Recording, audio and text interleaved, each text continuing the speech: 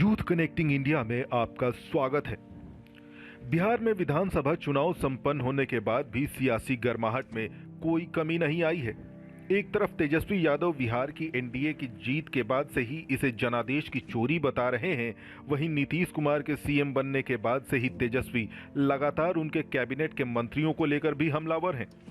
इसी का नतीजा रहा कि सुशासन बाबू की छवि वाले नीतीश को अपनी कैबिनेट गठने के मात्र 2.5 घंटे के अंदर ही पदभार संभालने वाले शिक्षा मंत्री मेवालाल चौधरी का इस्तीफा लेना पड़ा। तेजस्वी यादव इसे सरकार पर अपने द्वारा बनाए गए बड़े दबाव के तौर पर देख रहे थे, तो दूसरी तरफ बिहार विधानसभा में अपने गठबंधन के स्पीकर की भी जुगत में लग गए थे। हालांकि उनके इस इरादे पर पानी फिर गया। आज जब बिहार विधानसभा में स्पीकर का चुनाव हो रहा था, तो यह 5 दशक बाद बिहार में सदन में पहली बार हो रहा था कि इस पद के लिए चुनाव हो, क्योंकि अब तक इसके लिए ध्वनि मत से ही नाम पारित कर दिया जाता था। ऐसा इसलिए हुआ क्योंकि बिहार में विधानसभा स्पीकर पद के लिए एनडीए की तरफ से भाजपा नेता विजय कुमार सिन्हा को मनोनीत किया गया था, तो वहीं महागठबंधन के उम्मीदवार के तौर पर अवध बिहारी चौधरी भी मैदान में थे। हालांकि इस चुनाव में विजय कुमार सिन्हा को 126 वोट मिले, तो वहीं महागठबंधन के उम्मीदवार के हिस्से में केवल 114 मत आए। इससे पहले आरजेडी के विधायक स्पीकर पद के लिए होने वाले चुनाव के दौरान मुख्यमंत्री नीतीश कुमार की विधानसभा में मौजूदगी पर आपत्ति जता रहे थे। इस मौके पर प्रोटेम स्पीकर जीतन राम मांझी से आरजेडी विधायक और विपक्ष के नेता तेजस्वी यादव ने नीतीश के सदन में होने पर सवाल उठाए और कहा कि ये आपका दायित्व है कि महोदय सदन की कार्रवाई नियमावली के अनुसार चले। जब तक दूसरे सदन के सदस्य बाहर नहीं जाएंगे तो ये बेईमानी है। इस दौरान प्रोटेम स्पीकर जीतन राम मांझी ने आरजेडी विधायकों को सीट पर बैठाने के लिए कहा, लेकिन वो नहीं माने। प्रोटेम स्पीकर ने आरजेडी के विधायकों को स्पष्ट किया कि नीतीश कुमार नेता सदन है और वे सदन के अंदर ही रहेंगे। इस बार बिहार विधानसभा के स्पीकर का चुनाव कई मायनों में महत्वपूर्ण था। एक तो यह 51 साल बाद बिहार विधानसभा में स्पीकर पद के लिए चुनाव हो रहा था। वहीं यह भी एक रिकॉर्ड बना कि पहली बार बिहार विधानसभा चुनाव में भाजपा के विधायक को यह पद मिला। भाजपा के विधायक विजय सिन्हा ने इस पद पर जीत हासिल कर ली। लेकिन इससे पहले जो हुआ, उसने एक बार फिर लालू यादव के जोड़ तोड़ वाले राजनीतिक आइडिया की पोल खोल कर रख दी। लालू यादव रांची की जेल में बैठकर बिहार की राजनीति को अपने इशारे पर चलाने की कोशिश कर रहे थे, लेकिन हुआ इसके ठीक उलट। उनका एक ऑडियो वायरल हो गया जिसने महागठबंधन के इरादे पर पानी फेर दिया। हेलो। हाँ प्रणाम विधायक जी बोल रहे हैं। मैं उनका पीए बोल रहे हैं सर। हाँ दीजिए तो साहब बात करेंगे, माननीय लालू प्रसाद यादव। लालू प्रसाद यादव जी जी रुक जाइए सर, 1 मिनट रुक जाइए लाइन पे। हाँ दे रहे लालू प्रसाद यादव भी बोल रहे हैं। लालू प्रसाद यादव ये बोल। हेलो जी कहाँ से सर? रांची से। अच्छा अच्छा। जी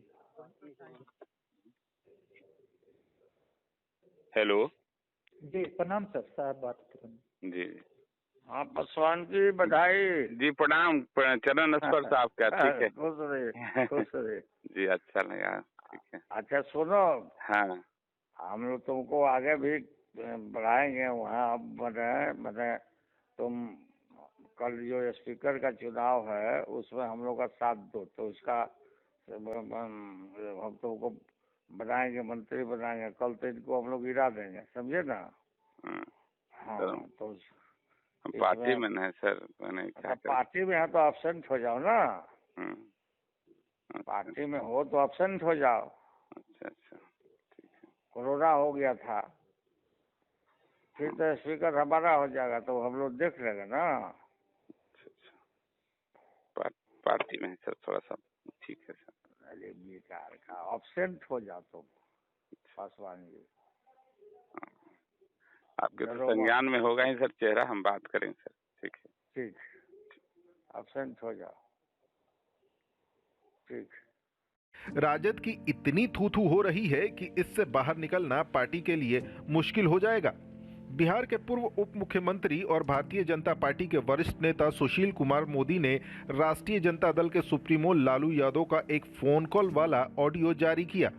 सुशील मोदी ने लालू यादव पर राज्य में राष्ट्रीय जनतांत्रिक गठबंधन की सरकार गिराने की साजिश का आरोप लगाया।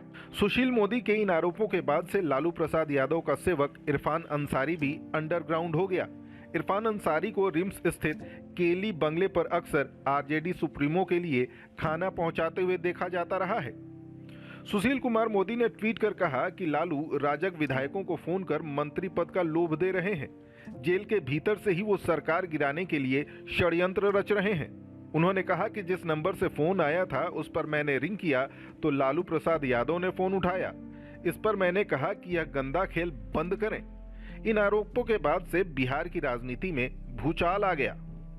आपको बता दें कि 2020 के विधानसभा चुनाव में भागलपुर की फिर 35 सीट से चुनकर आए लल्लन पासवान का दावा है कि उन्होंने लालू प्रसाद यादव के उस प्रस्ताव को ठुकराया है जिसमें लालू प्रसाद यादव ने उन्हें राजद का साथ देने की बात कही थी। फिर 35 के विधायक लल्लन पासवान के मुताबिक उन्हें जेल में बंद लालू प्रसाद यादव का फोन आया था जिसमें कहा गया था कि कल के स्पीकर के चुनाव में वह महागठबंधन का साथ दें और इसके बदले में राजद की तरफ से उन्हें आगे बढ़ाने का काम किया जाएगा।